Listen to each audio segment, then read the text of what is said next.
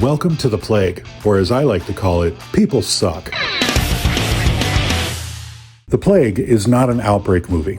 Nobody's coughing up blood, no CDC suits, no zombies. Instead, it's about something far scarier. 21st century middle school energy with zero adult supervision. We are at a boys' water polo camp in 2003. One quiet kid has a rash and is labeled the Plague. And another boy suddenly discovers how easy it is to be cruel when you're terrified of being next. The Plague isn't about illness. It's about social infection. Cruelty spreads quicker than compassion. It always has. The performances are unsettling because they just don't feel performed. These kids don't sound written, they sound remembered. You knew these boys. Hell, you might have been one of these boys. Or worse, you remember being treated like you're the one who had the plague. The lead kid is especially brutal to watch because he's not evil, he's just scared. And that's the most honest thing this movie does. It shows how cruelty often comes from cowardice wearing peer pressure like a varsity jacket. Yeah, the metaphor is loud and it slaps you in the face. It shouts, do you get it? The rash, the label, the isolation, the dickery. It's all very intentional. Oh yeah, and it's surrounded by the guise of learning a team sport.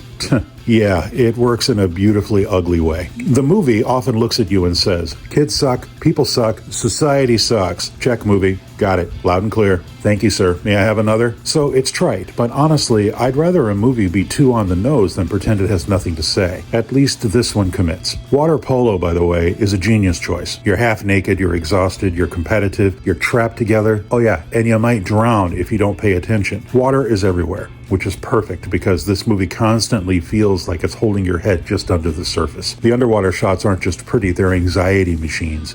Every scene feels like someone's about to drown emotionally. There's one adult authority figure, but really, he's more of a warning label than a solution, which is kind of the point. This movie isn't about adults saving the day. It's about what kids can do when they build their own moral systems, and they all suck at it. And that's why this movie works. The tension comes from watching a decent kid slowly compromise himself because fitting in feels like survival. That's the horror. No jump scares, just the slow, familiar realization that cruelty is contagious. The movie doesn't wrap things up neatly either. No bow lesson, no cathartic release, just consequences and emotional bruises, which is exactly right. Childhood trauma rarely comes with end credit closure. The Plague isn't fun. It isn't cozy. It isn't nostalgic. It's honest. And that honesty stings. It's a coming-of-age story that remembers how ugly coming-of-age can be. It's a thriller where the monster is social survival. A movie that made me thank every available deity up there that I am no longer 12. This film is a strong way to wrap up 2025. I'd say this flick is solidly stuck in third gear though. Good enough to cruise, but not enough to speed through the lanes.